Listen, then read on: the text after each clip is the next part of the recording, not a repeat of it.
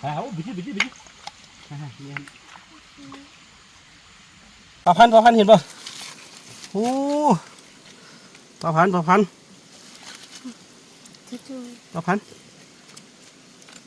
ใส่ตุลีจับใส่เลย ตัวอย่างตุเรียนนะตัวอย่างตุ ประ เรียน พาน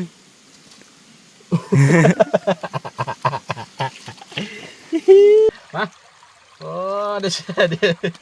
มาทอกฮัลโหลได้ลายตุลีเนี่ยมาบ้างพี่ตะกองสมมา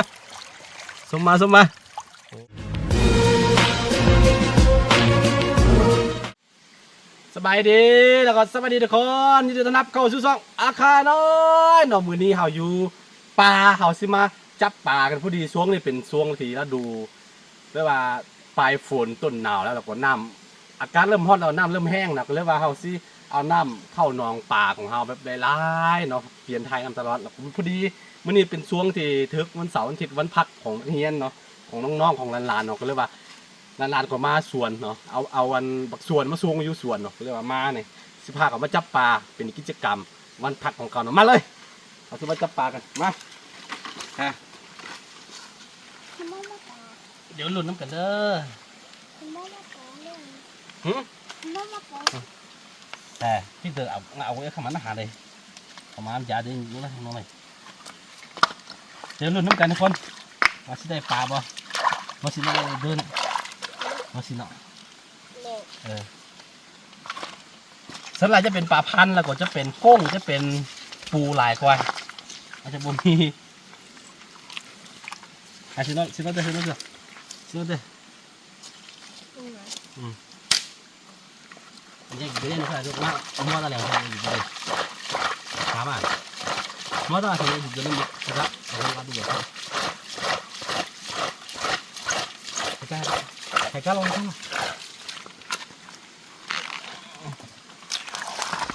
ใส่มาช่วย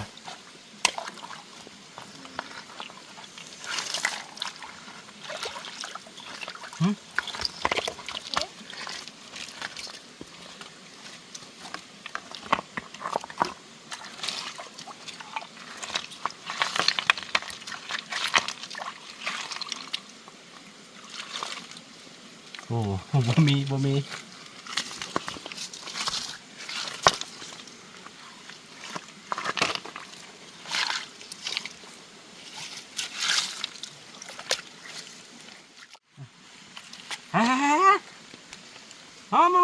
ี้ยสะดุ้งเงี้ย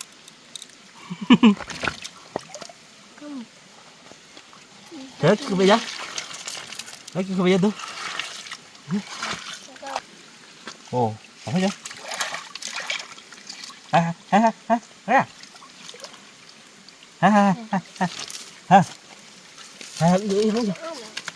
ได้แล้วปลาพันทุกคนปลาพันเดี๋ยวตะกล้องนี่ปลาพันเด้อปลาตัวนี้จะอยู่บอลที่แบบว่าน้ำสะอาดต้นไม้มีต้นไม้ถ้าว่ามีแบบว่าสารเคมีมันยังไปตกนี่มันจะดับสูญเนี่ยตัวนี้ฮะยาเรียบร้อย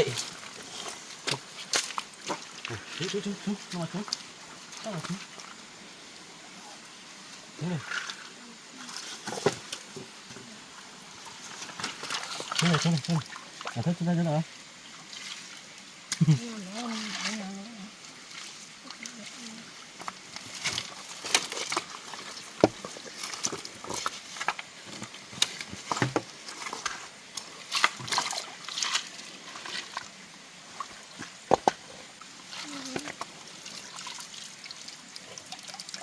โอ้ไปเลย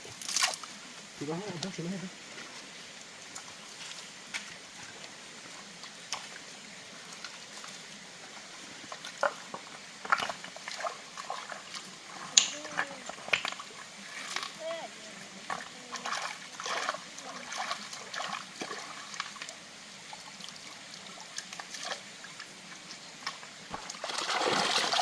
มาดิโอ้ยมาดินี่ให้ละ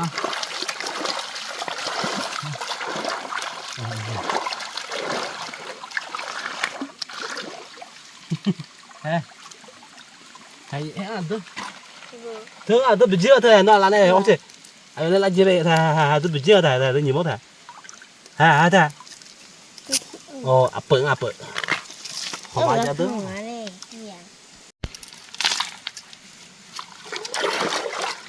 thôi thì giờ mất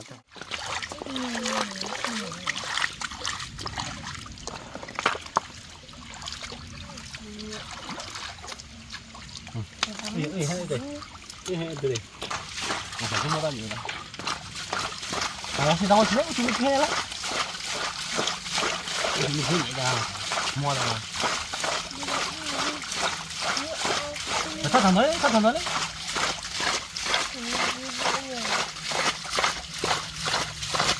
chúng mình cứ này thế mà gimana sih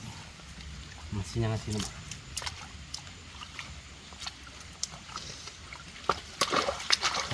cái gì này đi không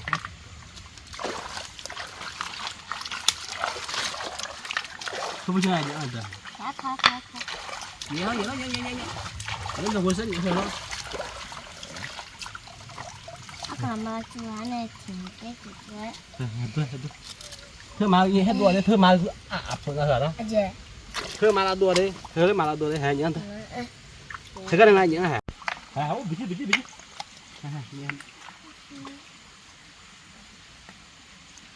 Alo, bữa chị ai à, làm mà chú cái tung nào rồi.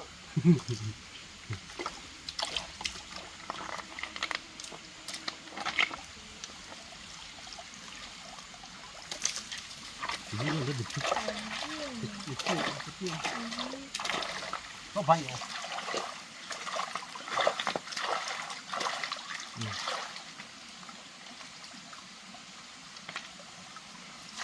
đúng rồi vô rồi đúng rồi Iya balik ya. Iya le.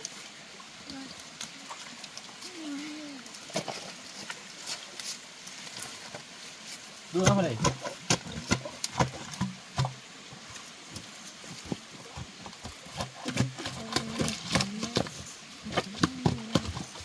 thôi chỗ này cho tôi lên này yeah tôi cũng đưa mà sao tôi đi đưa mà thẳng như thế thôi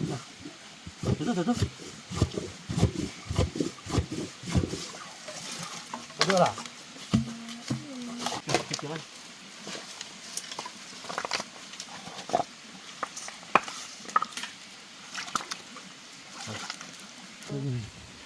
Này là chuyện gì?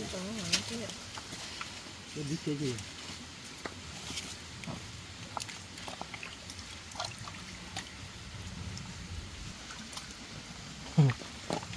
cái này khai chút rồi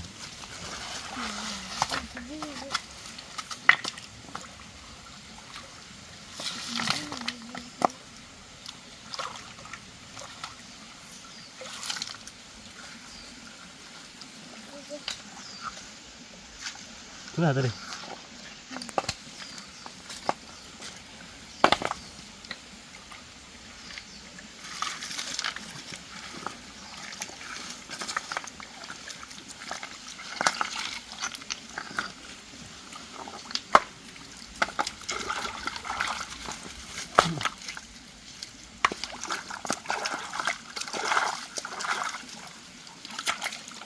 Apa lo tuh ya tuh? Saya kan banget.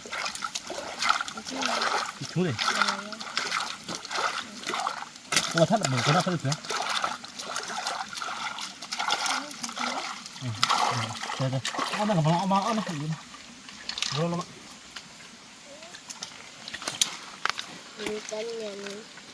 Sen al hadi. Hani de diyordu. Nasıl hadi? Ne derdi? Ya.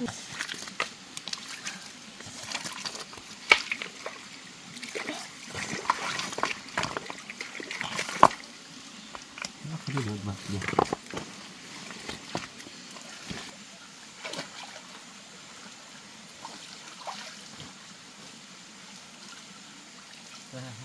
Mak lo pasti.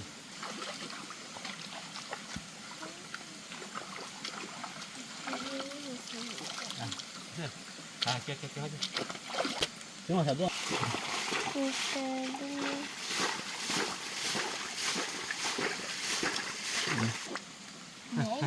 นู้นนี่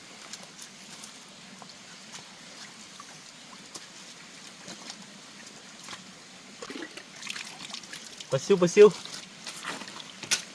เจ็ดตัวนี้เยอะตัวละ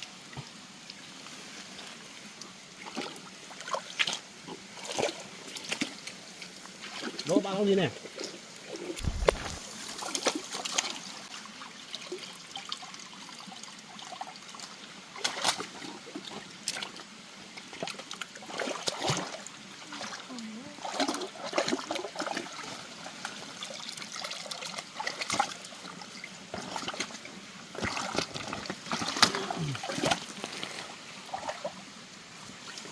ก็คุยจ้ะ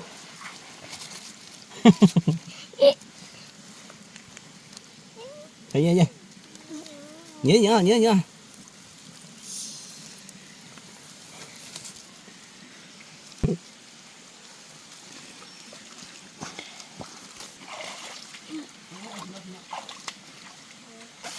nghe đến nóiไปสอนปลาได้แล้วเด็กตัวน้อยๆปลาซิว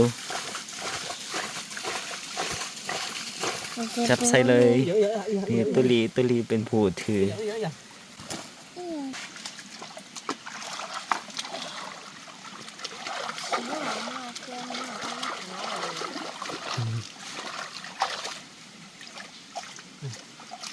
ได้ถึงเมื่อไหร่ไปหาซะอยู่ด้วย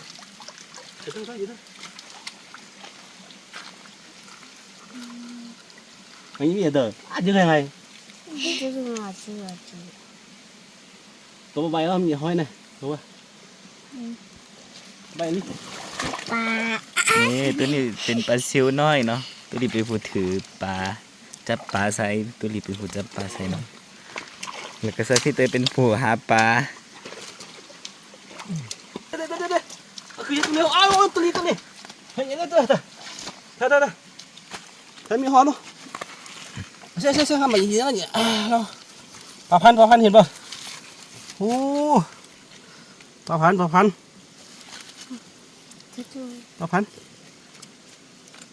ใส่ ตุลีจับใส่เลย ตัวอย่างตุเรียนนะตัวอย่าง ป ตุ ลา เรียน พาน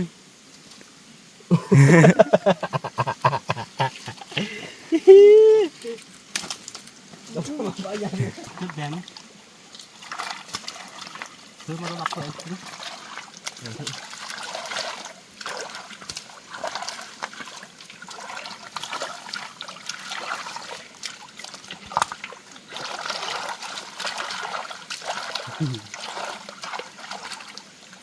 อ๋อตัวโอ้คือตัว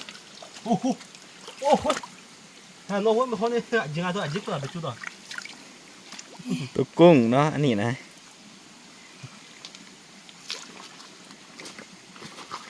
นี่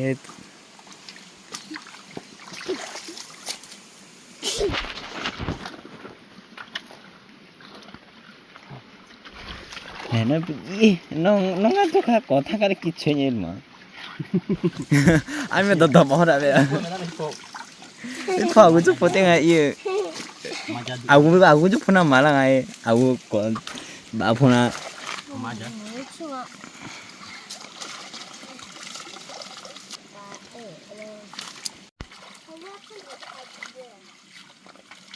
누가 내려? 오케이.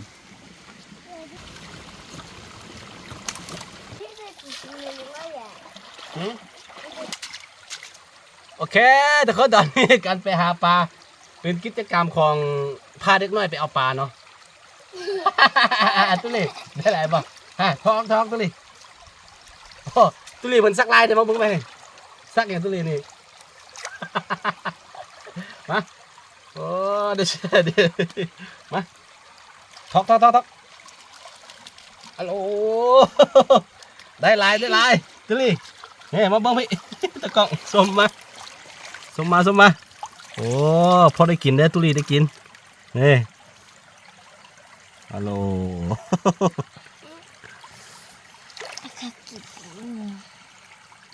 โอเคนี่คือวันหยุดวันเสาร์ของเด็กน้อยเนาะก็พาออกมาเดี๋ยวกลางคืนก็สิมานอนอีกทีคืนนึงฮะ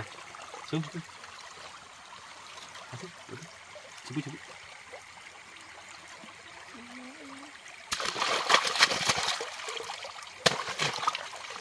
ดี๋ยวกลางคืนก็ให้เขากิน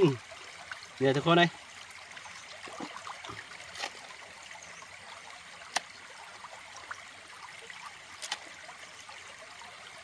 สมมติ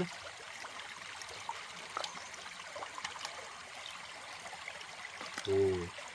เฮ้ยดีจังอ่ะเราเฮ้ย 여기 잘.